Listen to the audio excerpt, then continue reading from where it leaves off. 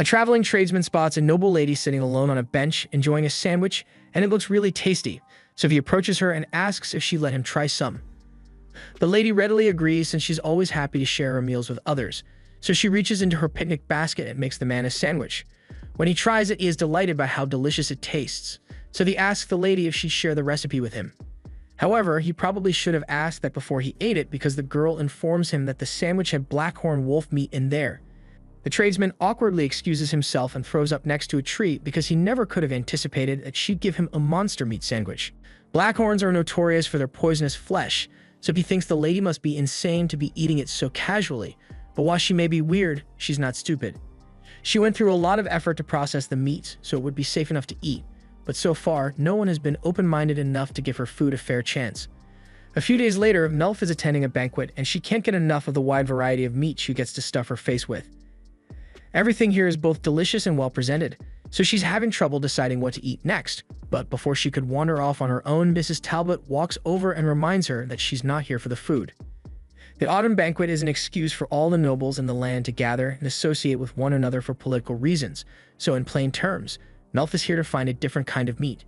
She didn't actually want to come since she knew she'd be bored out of her mind, but her stepmom threatened to send her to a monastery and have her become a monk if she didn't get engaged by the end of the year, so she had no choice. Her dad wasn't as pushy about it, but he did still ask her to find someone soon, which is why she agreed to attend this event. But things aren't going well for her since all the nobles here recognize her as the monster meat muncher, and they don't want to get involved with her. She decides to head to a different section of the party where most of the knights have gathered, and she plans to find a knight who hasn't heard the rumors about her and convince him to get married to her before he finds out about her little hobby. But before she could actually talk to anyone, a huge commotion breaks out as several nobles scream that monsters are attacking the banquet.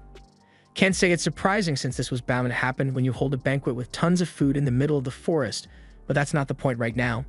Melf starts running away along with the rest of the nobles as the knights charge forward to confront the monster, but then she notices an old couple nearby who seem to be having some trouble. She goes over to ask them if everything is alright, but while the couple isn't hurt, the man's walking stick just broke, so he can't get up on his own anymore. Melf offers to help him stand so they can all get out of here, and they are grateful for her assistance, but just then their eyes go wide because there's something huge behind Melf. She turns around and is shocked to see a wild blackhorn standing right there. There's still enough time for her to run without the monster noticing her, but if she did that, then the old couple would be left in harm's way. So instead, she starts shouting to get the monster's attention and bait it into following her away from the old-timers.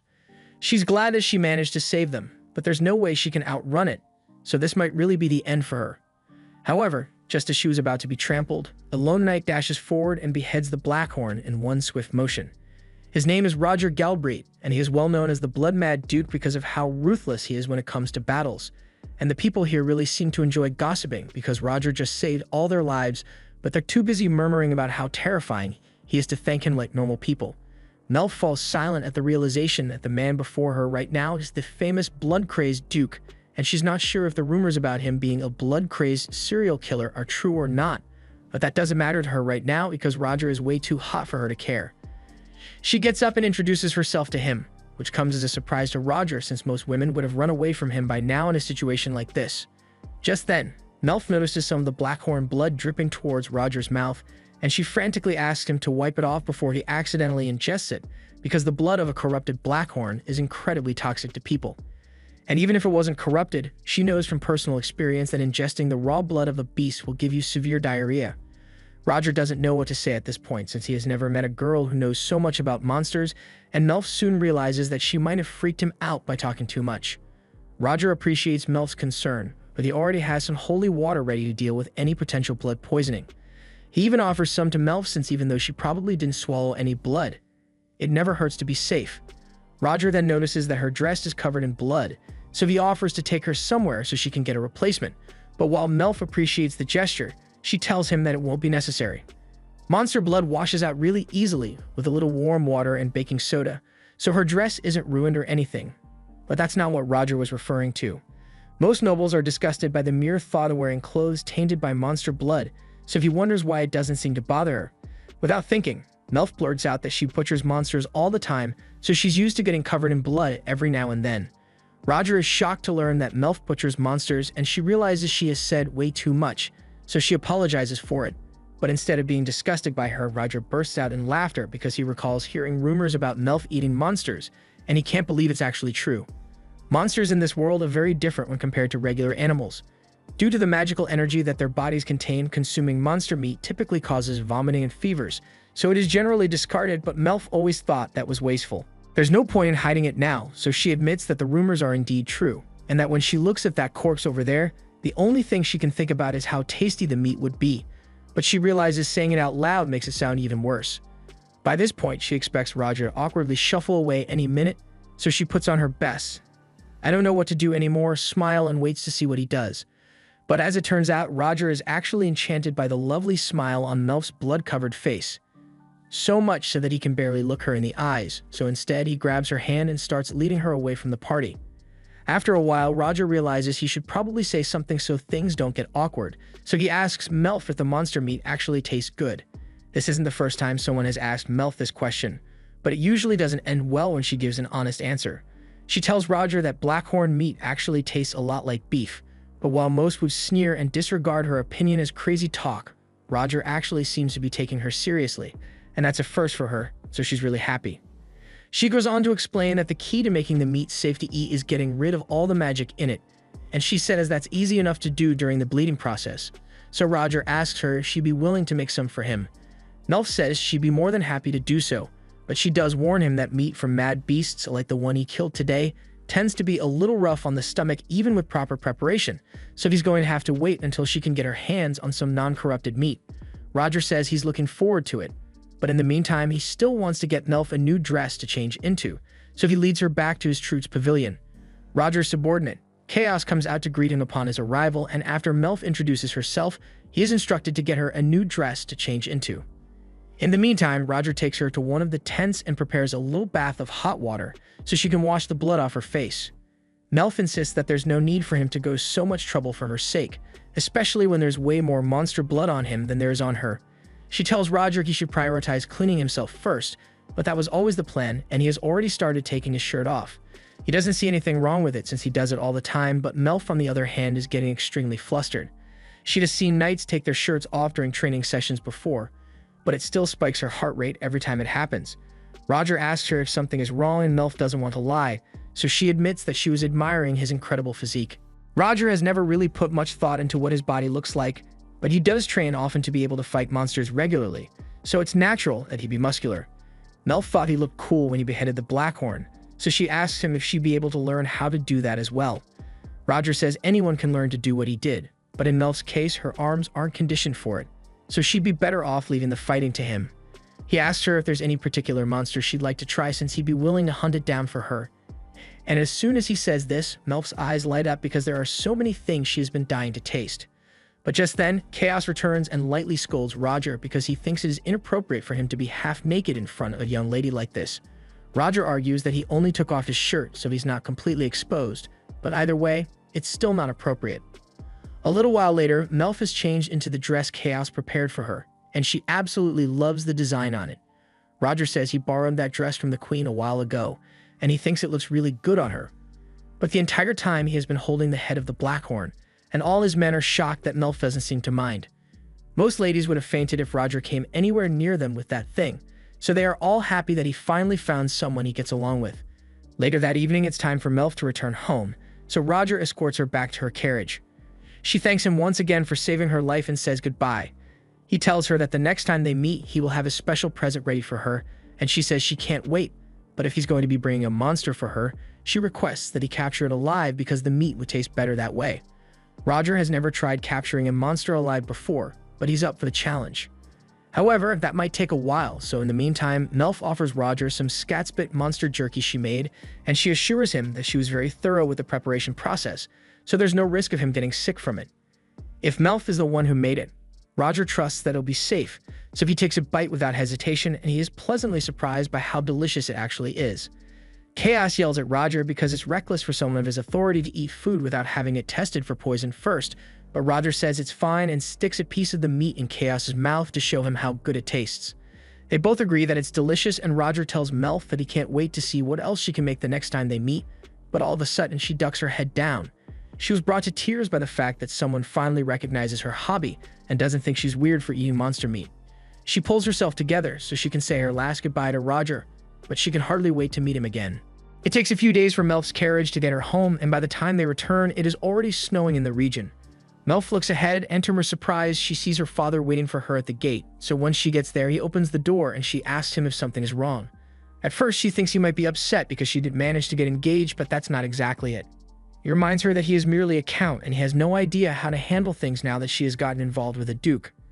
Melf isn't sure what he is talking about, so her father informs her that Roger Galbraith is asking for her hand in marriage, and he already sent a formal proposal letter, so he isn't sure how to respond. Melf can see that her father is freaking out, and frankly, she is too, because she knew she and Roger had gotten along well at the banquet, but she didn't think he'd take it this far so quickly. As for what happened on Roger's end, after Melf departed, he returned to his pavilion to give a status update on his duties to the Crown Prince, also known as Maxim, Roger's older brother. Roger informed him that his men have completed a sweep of the area to make sure there are no more dangerous beasts nearby, and that the monster's den has already been dealt with appropriately. Maxim thanks him for doing such a good job, but he asks Roger if he could stop addressing him so formally all the time since they are brothers after all. However, Roger says he can't do that because while they may be related by blood, 17 years ago, Maxim was appointed as Crown Prince, and Roger was adopted by the Galbraith family, so he is nothing more than Maxim's subject now. Maxim can see that Roger isn't going to be dropping the formalities anytime soon, so he asks him if he has anything else he wants to talk about. Like for instance, a date he had with a cute redhead girl recently. Roger is shocked that Maxim already knows about that, but he says he keeps tabs on everything his darling little brother gets up to. While Roger was distracted, Maxim reaches into the picnic basket he had gotten from Melf and takes out a piece of jerky. Without a second thought, he takes a bite out of it, and he is impressed by how good it tastes, so he asks Roger what kind of meat it is. Roger sighs because a crown prince really shouldn't be eating stuff without confirming what it is first, but since he wants to know, Melf said this was jerky made from scatsbit meat, these little guys. Maxim finds it intriguing that a monster could taste this good, so he asks if Melf made it herself, because if she did, she might be onto something. But the jerky aside, Maxim is much more interested in talking about what Roger plans to do with Melf. Normally, it'd be unheard of for the daughter of a count to be involved with a duke, but Roger has had an undisputed L streak with the ladies, so meeting Melf might be a once-in-a-lifetime opportunity for a loner like him. Roger has no interest in listening to his brother's teasing, so he says he has nothing more to report and walks out of the tent. He finds it annoying that his brother keeps butting into his business all the time, but he admits to himself that Maxim may be right. It's not often that someone takes a genuine interest in Roger, much less someone who is as brave and captivating as Melf, so he needs to think about his next move carefully. He eventually decides that the best course of action would be to fulfill his promise and capture that monster Melf had asked him for so he can surprise her the next time they meet. Meanwhile, back at Melf's home, she and her father are busy staring at the jewel-encrusted letter that was sent here. Melf's father tells her that before she returned, a messenger from the Duke's family arrived on a Blaze Eagle to deliver this letter, and Melf is disappointed that she didn't get to see the Blaze Eagle in person. But that's not the point here. Her father asks her what happened between her and the Duke, so Melf explains that she was simply attacked by a monster, so Roger stepped in to save her. Her father can't believe that's really all that happened because Melf had never so much as seen Roger before this banquet, and now he's asking for her hand in marriage. Melf takes a look at the letter, and it definitely looks like something Roger had written, since it talks about all the fun he had with Melf right before he asked her hand in marriage, but Melf can't help but wonder if there's some kind of ulterior motive here. Her father tells her she doesn't have to accept the proposal if she doesn't want to, but he'd have to make up a really good reason to turn down an engagement request from a duke. Later that night, Melf takes a closer look at the letter Roger sent, and she comes to the conclusion that he must love monster meat just as much as she does, so he wants to get closer to her so he will have someone to share the hobby with. However, as she squeezes the letter tight, she notices that some magic seems to be coming off of it, and a hidden message is suddenly revealed. It says that Roger will visit her before the end of the winter, specifically by the 18th of the month, which just so happens to be tomorrow, so Melf's father starts freaking out again. Melf is just as flustered because she didn't think she'd get to meet him again so soon. She's still not sure what his intentions are, but there's no point in worrying about that right now. The next morning, Melf's stepmother comes to her room to wake her up, and she's appalled by the fact that Melf is still in her nightgown this late in the morning. She makes up an excuse and says she was just waiting for Celia to get here so she could help pick out an outfit, but in reality, she literally woke up a minute before Celia arrived. As far as stepmothers go, Celia isn't particularly mean to Melf, but she's not very nice either, and she never misses a chance to scrutinize every decision Melf takes. She knows she was the one who insisted on Melf finding a husband as soon as possible, but she asks her what she was thinking choosing the blood-mad Duke of all people. Melf couldn't care less about all of Celia's comments, so she just stands there silently while her maids get her dressed, but all of a sudden she hears a loud roar outside, so she rushes to open the window and sees a flock of glacial dragons approaching.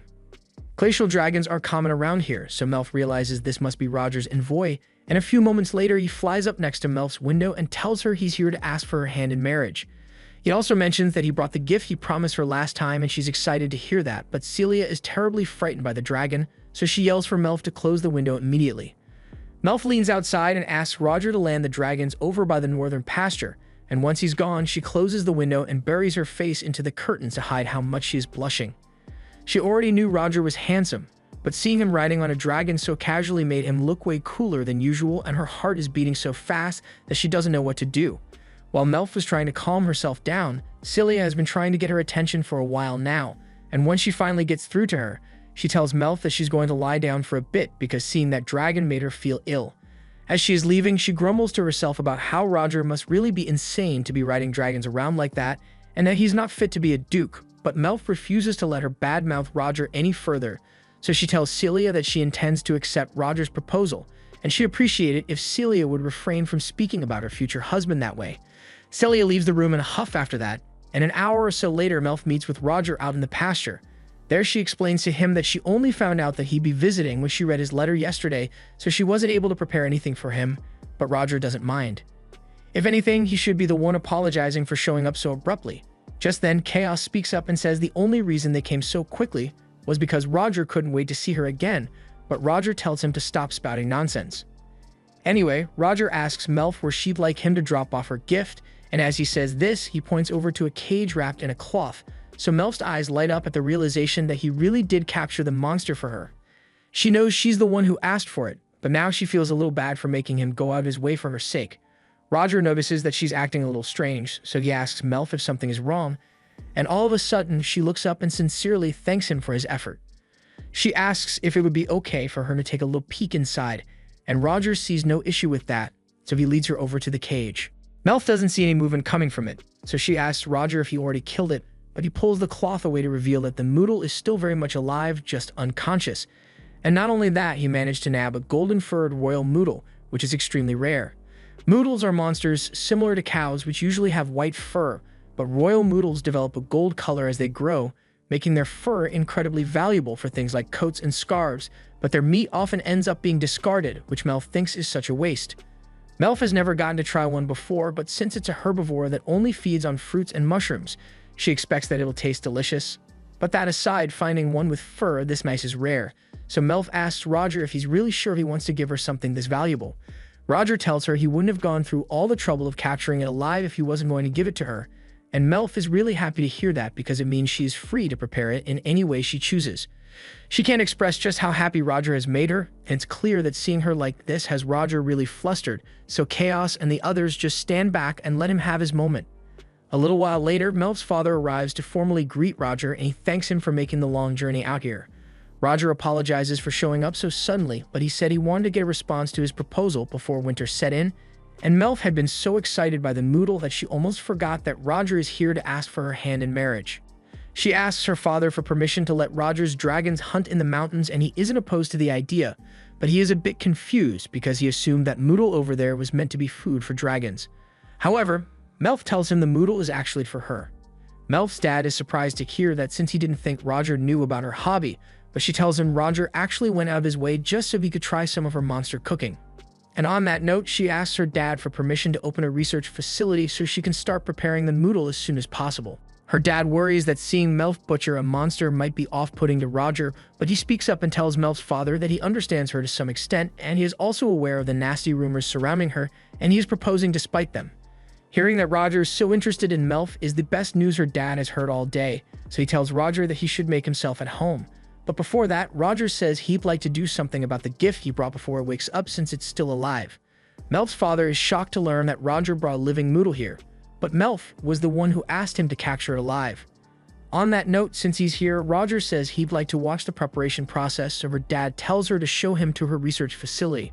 Roger and his men take off on the dragons to start heading towards the facility, and Melf is having a great time since she has always wanted to try riding a dragon. As the facility comes into view, Melf points it out to Roger, but he can sense a bit of hesitation in her voice, so he asks her if something is wrong.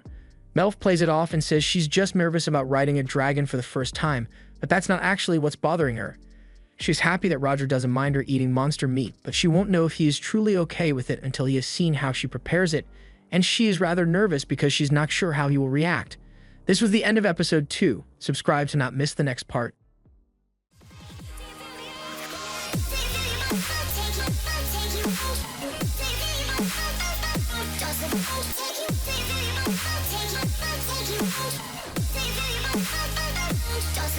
Take you